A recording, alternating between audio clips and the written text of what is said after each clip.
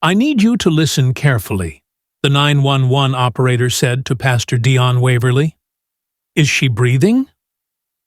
On the other end of the line, the respected religious leader was kneeling beside his bride of 24 hours, her blood staining the plush carpet of their honeymoon suite. Just moments earlier, he had been demanding a divorce after discovering something about Judge Caldwell that shattered his image of her. Now, as paramedics rushed to the scene, he was desperately trying to explain how a simple push had turned him from newlywed to widow in an instant. They seemed perfect for each other, two pillars of Houston society, whose paths finally crossed at the mayor's annual charity gala. Pastor Dion Waverly, commanding the room with his charismatic presence, found himself drawn to Judge Caldwell's confident demeanor and sharp intellect. Their first conversation lasted barely 15 minutes, but by the end of the evening, they had exchanged numbers and scheduled dinner for the following week. Dear valued family, don't forget to like and subscribe for more contents like this. This way, you'll stay updated and won't miss our next thrilling story, coming soon. Now let's continue. What began as mutual admiration quickly ignited into an intense courtship that captivated Houston's elite circles. He saw in her a woman whose dedication to justice matched his commitment to faith. She admired his unwavering moral compass and the respect he commanded from his congregation of over 5,000 faithful followers. Their public appearances together became the highlight of society pages. The respected federal judge and the beloved pastor, a power couple whose individual successes seemed to multiply when combined. But beneath the surface of this seemingly perfect union lay dangerous secrets and unspoken truths. Pastor Waverly's reputation as the celibate pastor wasn't just a personal choice. It had become the cornerstone of his ministry. For 2 decades he had preached about the virtue of purity, holding himself up as living proof that complete abstinence before marriage was not only possible but preferable. His sermons on remaining untainted by worldly desires had inspired thousands of young congregants to take purity pledges. What began as a personal religious conviction had transformed into the foundation of his public persona. Judge Caldwell, meanwhile, presented a very different image to the world. In her courtroom, she was known for her unflinching demeanor and razor-sharp legal mind. Attorneys trembled before her bench, knowing her intolerance for unprepared arguments or procedural shortcuts. This tough exterior concealed a complex medical history she never discussed publicly. A series of chronic infections that had plagued her for years, requiring ongoing treatments and occasionally producing embarrassing symptoms she worked desperately to hide. Their whirlwind romance lasted just 4 months before Waverly proposed on the steps of the courthouse, where Caldwell had just finished presiding over a high-profile case. The diamond ring he presented matched the grandeur of the moment. 8 carats set in platinum, catching the afternoon sun, and the flashes of photographers who somehow knew to be present for the occasion. Her tearful yes made headlines across Texas. The wedding ceremony itself was proclaimed the event of the season in Houston social circles. Held at Waverly's megachurch, decorated with 20,000 white roses and crystal chandeliers specially installed for the occasion, the guest list read like a who's who of Texas influence. 3 state senators, a congressman, 7 judges, and the mayor himself watched as the couple exchanged vows beneath a towering cross adorned with orchids. The bride wore Vera Wang. The groom, a custom-tailored suit rumored to cost more than some of his parishioners earned in a year. What the hundreds of guests couldn't see was how little these celebrated newlyweds truly knew each other. Throughout their courtship, Waverly had maintained his commitment to purity, limiting physical contact to chaste kisses and hand-holding. Caldwell never pressed the issue, perhaps relieved that her medical concerns could remain private until after they had exchanged vows.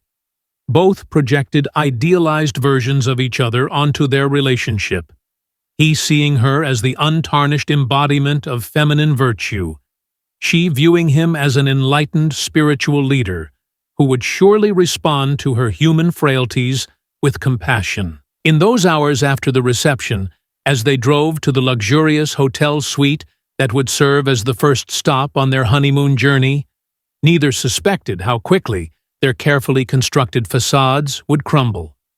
Both had built their relationship on incomplete truths and mutual misunderstanding, creating a foundation too fragile to support the weight of reality. As the hotel door swung open, the honeymoon suite revealed its opulent display of silk sheets, champagne on ice, and rose petals scattered across the king-sized bed. But the weight of unspoken truths hung in the air, heavier than the designer luggage Pastor Waverly carried across the threshold.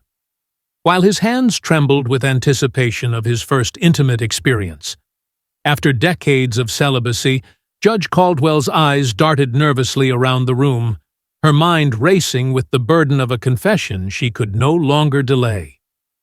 The first sign something was amiss came when Waverly's smile faltered. His nostrils flared slightly as he set down their bags, a momentary confusion crossing his face as he scanned the room for the source of an unexpected odor. He checked the bathroom, glanced toward the air conditioning vent, even lifted a decorative vase of flowers to his nose, all while Judge Caldwell stood frozen, watching his growing confusion with mounting dread. "There's something strange in here," he muttered, opening the balcony door to let in fresh air. But as he turned back to embrace his bride, the realization dawned in his eyes with horrifying clarity. The scent wasn't coming from the room. It was emanating from the woman he had just pledged his life to before God and 500 witnesses.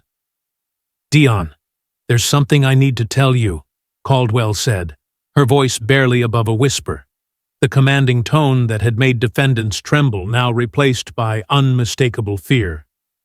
She sat on the edge of the bed, patting the space beside her, but Waverly remained standing, his body language already shifting from confusion to repulsion. What followed was a confession that shattered not just the evening, but the very foundation of Pastor Waverly's reality. Judge Caldwell revealed her medical history, recurring infections stemming from numerous past relationships, treatments that had never completely resolved the issue, a physical reminder of a life that stood in stark contrast to everything Waverly had built his identity around.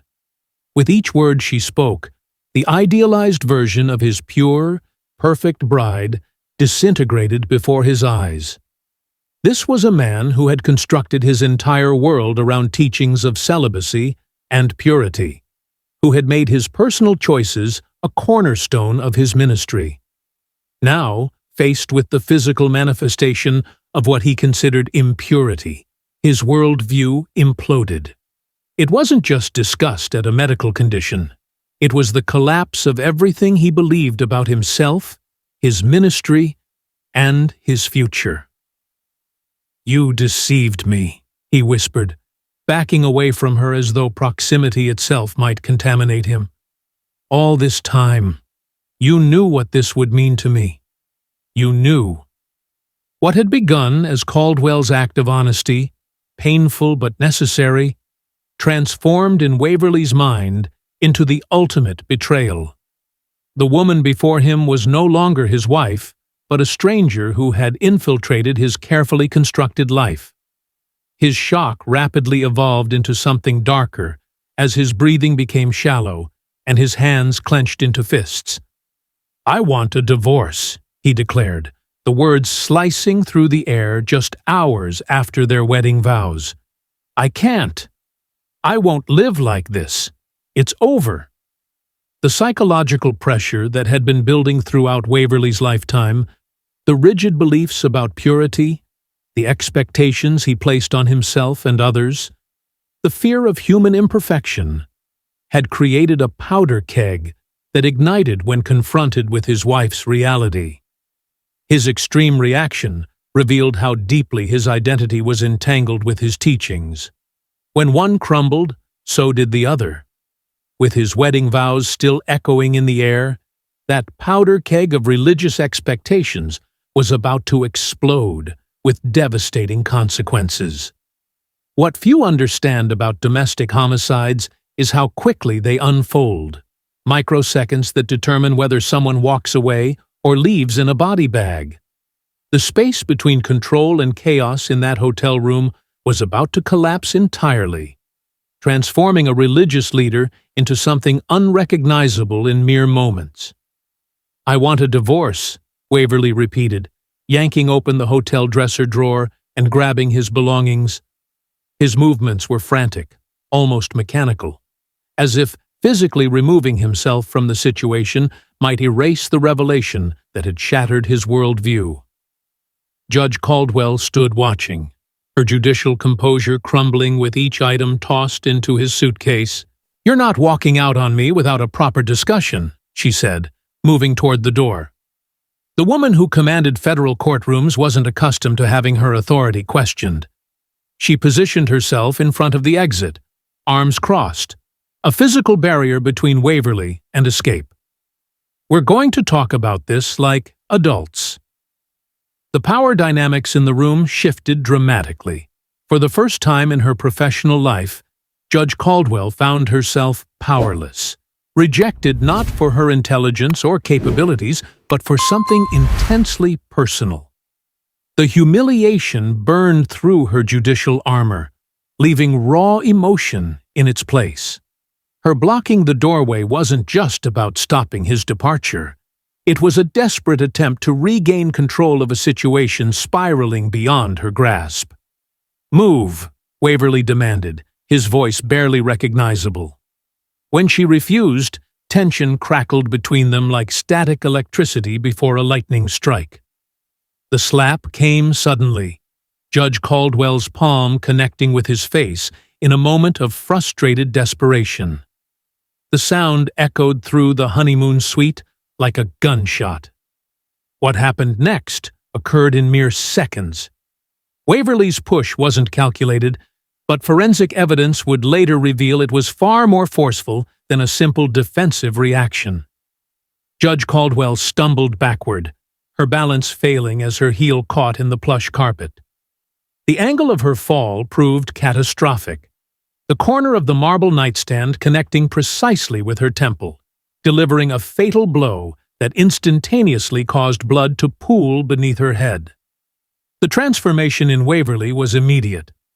One moment, a disgusted husband ready to abandon his marriage. The next, a panicked man dropping to his knees beside his wife's motionless body. "Sa! Sa! Wake up!" His fingers pressed against her neck, searching desperately for a pulse, while his other hand fumbled for his phone. The 911 call captured everything. His frantic attempts at CPR interspersed with prayers and pleas for divine intervention. "Please, God, don't take her. Please send help, ... His voice cracked as the operator tried to guide him through emergency procedures. Blood seeped into the plush white carpet, creating a crimson halo around Judge Caldwell's head. When police and paramedics arrived at the honeymoon suite, they encountered a scene that contradicted Waverly's initial claims of pure self-defense. The hotel room told a different story. Overturned furniture and blood spatter patterns suggested a more violent confrontation than Waverly described. His fingerprints on her shoulders matched the bruising pattern, indicating a forceful two-handed push rather than a gentle defensive gesture. Despite desperate revival efforts, Judge Caldwell was pronounced dead at the scene. The respected pastor's transition from groom to suspect happened in minutes, as investigators noted inconsistencies between his statement and physical evidence. Waverly sat stunned on the edge of the bed, his wedding suit stained with his wife's blood, as officers read him his rights. The investigation would eventually classify the death as manslaughter rather than premeditated murder or accident. Forensic analysis confirmed a struggle had occurred, directly contradicting Waverly's revised statement. The fatal head injury resulted from the specific impact point where the nightstand's corner struck her temple, a tragic demonstration of how quickly a momentary loss of control can result in irreversible consequences. The tragic outcome between Pastor Waverly and Judge Caldwell serves as a stark reminder of how idealization can shatter into violence when confronted with reality. Statistics reveal an alarming truth. Domestic violence incidents spike significantly within the first year of marriage, often triggered by unresolved emotional issues and expectations that crash against the shores of reality. Waverly's lifetime of rigid beliefs created not just a personal identity, but a psychological prison, where anything contradicting his worldview became intolerable. What makes this case particularly haunting is how quickly the transition occurred, from wedding vows to violence in mere hours. The pedestals we build for our partners can become weapons when they inevitably fall. In the sacred space where intimacy should have flourished, festering judgment created a perfect storm of rejection and rage. Waverly's case forces us to examine the dangerous intersection of purity culture and violence, where shame and disgust become catalysts for destruction. A lifetime of expectations crumbled in a single night, leaving one dead and another facing the consequences of a moment that can never be undone. The most devastating truth remains that this tragedy, like many domestic homicides, wasn't inevitable, just horrifyingly predictable.